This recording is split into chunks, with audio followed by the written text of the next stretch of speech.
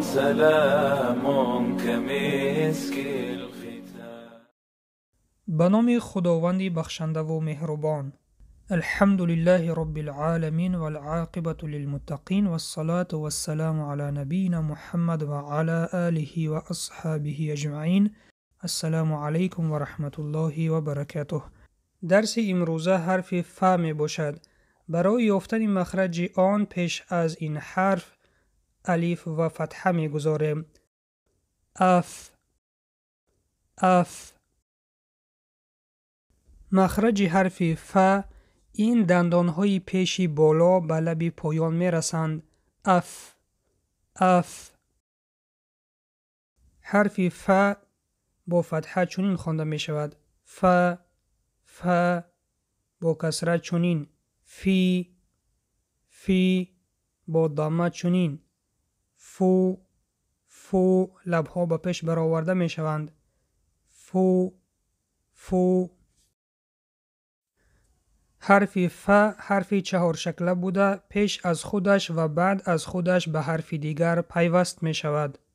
حرف ف در اول چنین نوشته می شود: از طرف راست به طرف چپ در بالایش یک نقطه و به حرف بعد از خود پیوست می شود و در بین چنین نوشته می شود: از طرف راست به طرف چپ و در بالایش یک نقطه به حرف پیش از خود و بعد از خود پیوست می شود و در آخر چنین نوشته می شود: از طرف راست به طرف چپ و به حرف پیش از خود پیوست می شود و در علیحدگی چنین نوشته می شود.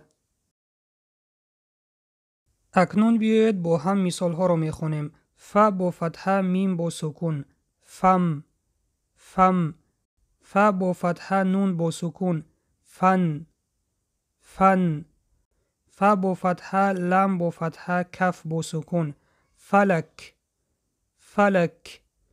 مثال دیگر: ک با فتحه، ف با فتحه، نون با سکون: کفن کفن.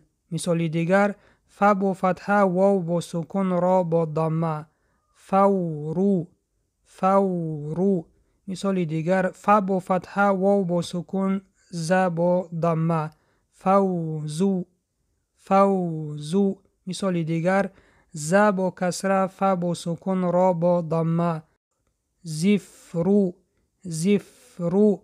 مثال دیگر: نون با فتحه، واو با سکون، ف با فتحه، را با سکون: نوفر نوفر. مثال دیگر: ف با فتحه، ح با کسره، میم با فتحه: فهیمه فهیمه. مثال دیگر: ی با فتحه، ف با سکون، ح با فتحه، میم با ضمه: یفهمو یفهمو. مثال دیگر: الف با کسره، ف با سکون، ت با فتحه، ت با فتحه، نون با فتحه: افتتن افتتن. مثال آخر: ی با فتحه، ف با سکون، ت با فتحه، ت با کسره، نون با ضمه: یفتتنو یفتتنو. بیایید مثال ها را بار دیگر تکرار میکنیم. فم فم. فن فن.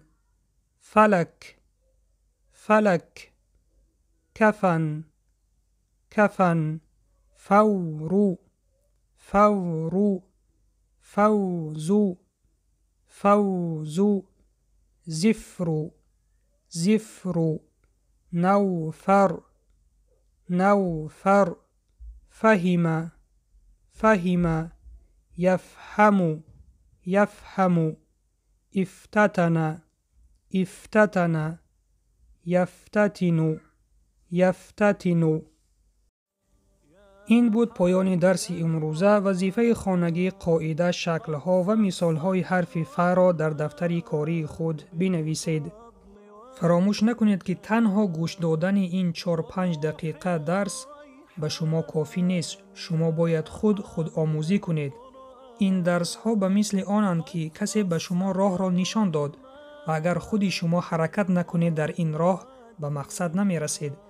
پس سعی و کوشش را فراموش نکنید تا که با آسانی الفبا را آموخته به قرآن خوانی شروع کنید. منتظر درس های آینده باشید و دعا را در حق ما فراموش نکنید.